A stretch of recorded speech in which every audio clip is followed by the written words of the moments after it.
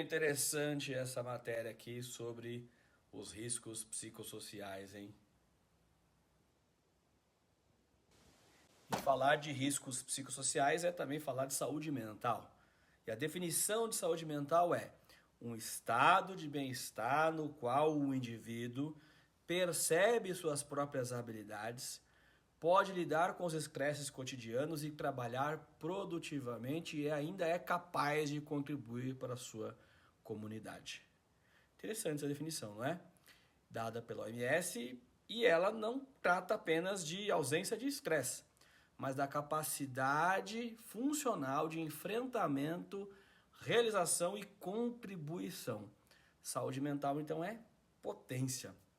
E o tema ganhou ainda mais força no Brasil com a NR1, que obriga as empresas a fazerem a gestão dos riscos psicossociais dos seus colaboradores. E eu estou escrevendo aqui a terceira edição do meu livro Carreira, a Essência sobre a Forma.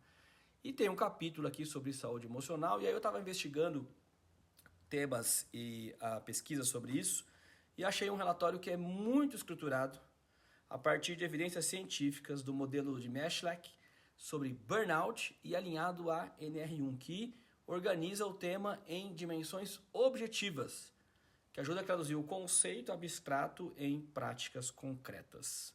Veja esta figura aqui. O modelo avalia 6 dimensões: exaustão emocional, realização profissional e despersonalização ou cinismo, que são as 3 situações que caracterizam o burnout. E ainda os fatores psicossociais, assédio moral e excesso de trabalho.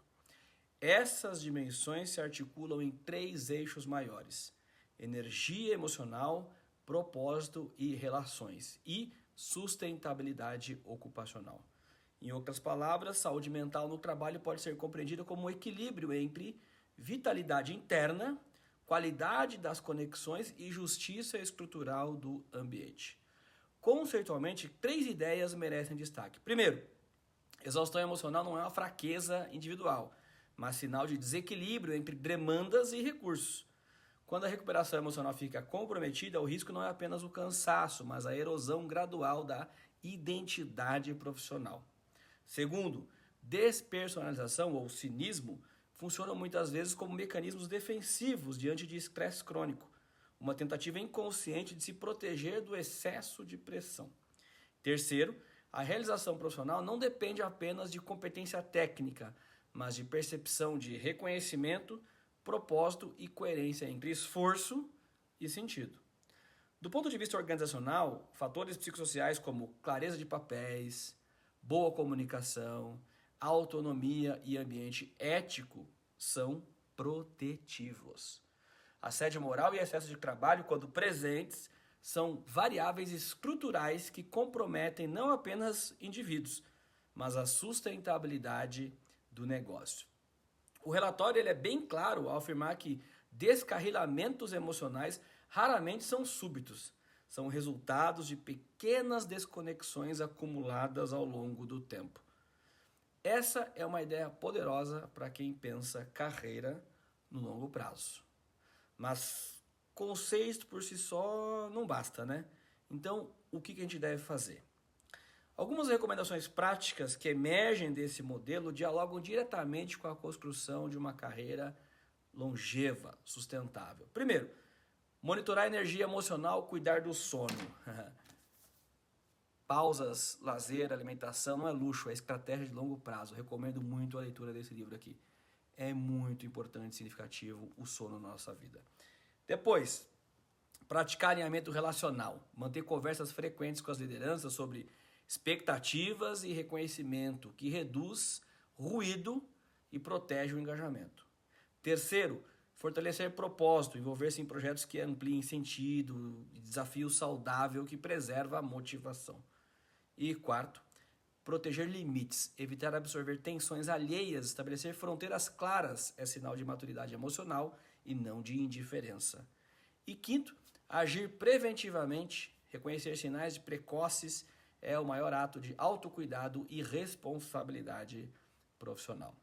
Saúde mental, portanto, é uma competência de carreira E não é um tema restrito à clínica, mas elemento estratégico da trajetória profissional. Cuidar de si não é um ato egoísta. Quando o indivíduo se equilibra, o ambiente tende a se reorganizar em seu redor ou ao seu redor. Em um mundo que glorifica a performance, talvez a verdadeira sofisticação seja sustentar-se inteiro. Digo mais, estudos recentes têm ampliado a compreensão de bem-estar para além da ausência de sofrimento e incorporando dimensões como propósito, vínculos sociais, sensação de controle e qualidade das interações cotidianas. Ao analisar as evidências científicas sobre práticas do dia a dia, observa-se que comportamentos aparentemente simples, como preparar a própria comida e compartilhá-la, estão associados não apenas a melhores indicadores físicos, mas também experienciais subjetivas de satisfação, pertencimento e autoeficácia. Essa perspectiva reforça a ideia de que saúde e bem-estar não são compartimentos isolados, mas fenômenos integrados influenciados por escolhas rotineiras, contexto social e capacidade de autorregulação.